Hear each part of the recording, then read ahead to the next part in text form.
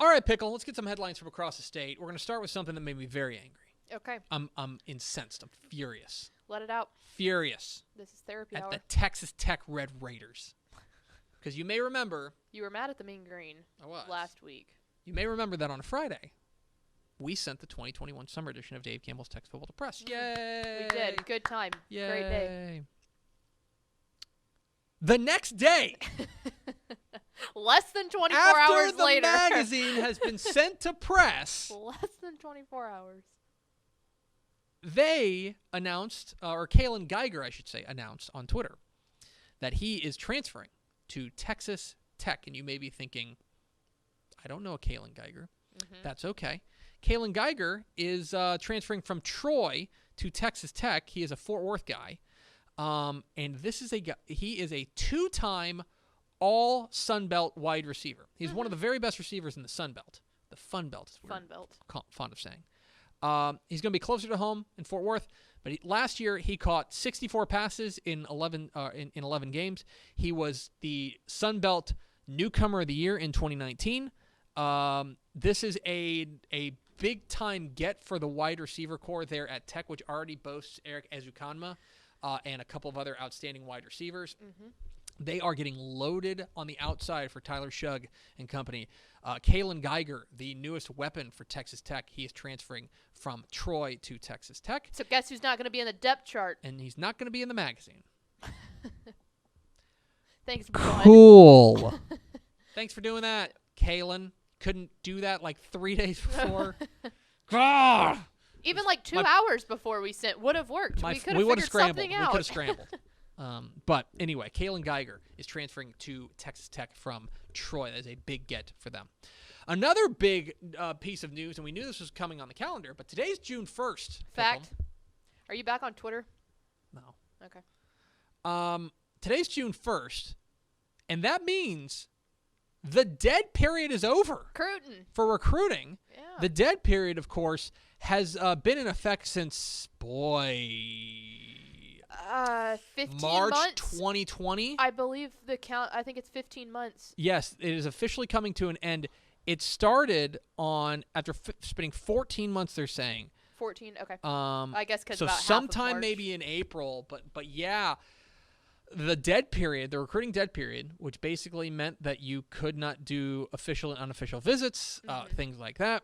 That is over. You can now do official visits and unofficial visits, and I would anticipate that you are going to see a flurry of recruiting activity coming up in the next couple of months, just because it's the first time these guys can get on campus, first time they can really talk face-to-face with coaches, things like that. I'm interested to see how many decommitments and or flips we have. I think it's going to be only imagine if they've committed somewhere and they go, oh, you know what? I could miss school and go check out this other campus. Ooh, I really like this.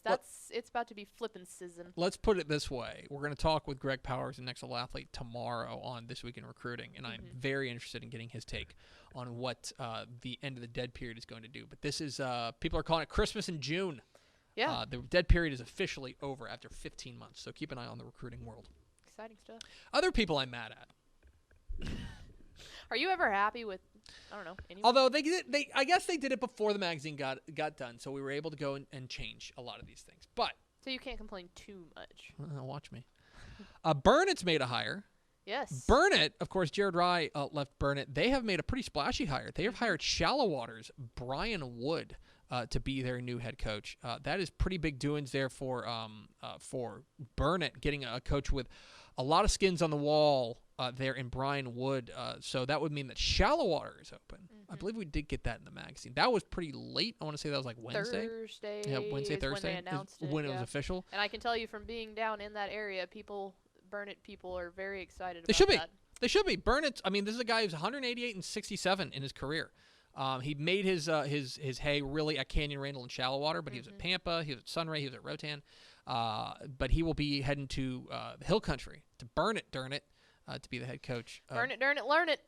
The Bulldogs. So that is big doings there. But Shallow Water now is open and should be an interesting job. Other kind of last-minute hires that happened last week. Houston Chavez has hired Pasadena Domi assistant Sergio Gonzalez to be their new head coach. Irving I believe that's Irving. David Munoz. Irving. Irving, the Tigers. David Munoz is going to be the new head coach at Irving High. He replaces Eric De Los Santos, who resigned. This is a program kind of in need of a jolt, but he is of course was the Halton defensive coordinator. Irving Macarthur has hired a Hebron tight end coach and former Irving Macarthur assistant, Beck Nicholas, to be their Nicholas. I think it's Nicholas. Yeah. Beck Nicholas to be their new head coach. Down in the Kalyn area in Central Texas, Kalyn Ellison has hired a familiar name, former Odessa High coach and former Lubbock Estacado coach, Danny Servants, is going to be the new head coach at Kalyn Ellison. So going a little bit further east, moving back towards Central Texas. But Kalyn Ellison has new head coach in Danny Servants. Paris North Lamar out in northeast Texas, has hired Pittsburgh offensive coordinator Brenton Whitaker to be their new head coach. And finally, Edgewood has hired Sulphur Springs defensive coordinator Alex Guerra to be their new head coach. This is a guy who had been a head coach at La Villa and San Antonio Memorial, so he does have head coaching experience, but he will now get back in the head coaching game. After a couple of years as the defensive coordinator of Sulphur Springs, he will be the new head coach at Edgewood. And finally, Pickle. Yes. It was another big weekend of 7-on-7 action. The state qualifying tournaments roll on. We are just a couple of weeks. 3 weeks. 3 weeks out. 3 weeks out from the state 7-on-7 tournament in College Station. But we are continuing to qualify teams through state qualifying tournaments. Down in the Houston area at the Woodlands. Let's see. I need to figure out who qualified because Steph, if you're in the comments, let me know. But the Woodlands and the a lot of the finals got canceled. Yes. Because big weather was rolling through. And so I do not know off the top of my head who qualified from the Woodlands. I don't think I saw the Woodlands results. In Lubbock, out in the South Plains, Wolford Friendship beats Lubbock Estacado in the final to qualify, so the Tigers are through, as is El Paso Eastwood.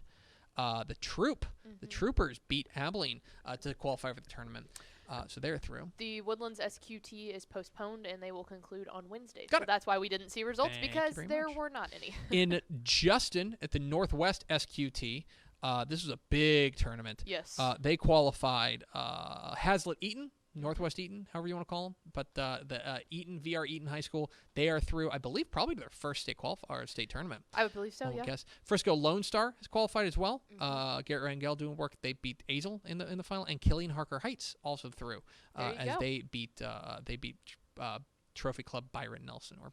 That means that was 2 back-to-back trips for them. They said they wake up at Coach said 5:30 in the morning to get up to these DFW things. So talk about commitment from Harker Heights down there. Division 2 at the Needville State Qualifying Tournament, Hampshire Finette is through. They beat Sealy, so congratulations to Hampshire Finette.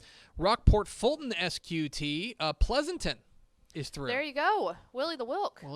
Former All-State defensive back. And Hampshire Finette, at the Hampshire Finette SQT, the Woodlands Christian qualified. So they are through to the state qualifying tournament. And Midlothian Heritage, the state qualifying tournament. The hosts qualify in Midlothian Heritage as well as Paris.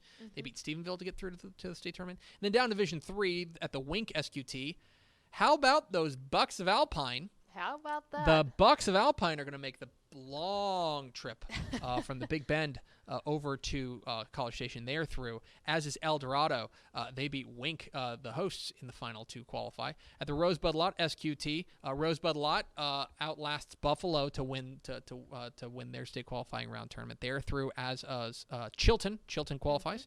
And Childress SQT, Childress and Stratford are through to the state tournament. In the Dublin SQT, it was Tolar and Palmer. Yeah. Palmer won 7-0 in the final, which is interesting. And then in Poth SQT, it was Falls City who edged host Poth, and Flatonia who beat Natalia. Big West Texas week. Yeah. Also exciting because I believe, if not this weekend, then the next weekend, the RGV tournaments get going. The RGV tournaments will get going, well as we'll have some South Texas news for these next couple. And then I believe we've already got 2 El Paso teams who are qualified. Yes. Yeah. And we're going to have more than likely 2 more, because there's an El Paso SQT. So we'll probably have 4 El Paso teams at the state tournament. Yeah, So and they're excited because that's one of the only ones they don't they won't be traveling to. Usually they're another long haul everywhere they go. And of course, we've got the official website for the state State 7-on-7. If you go to TexasFootball.com, we've got that there, as well as a lot of other good, fun football things. So TexasFootball.com.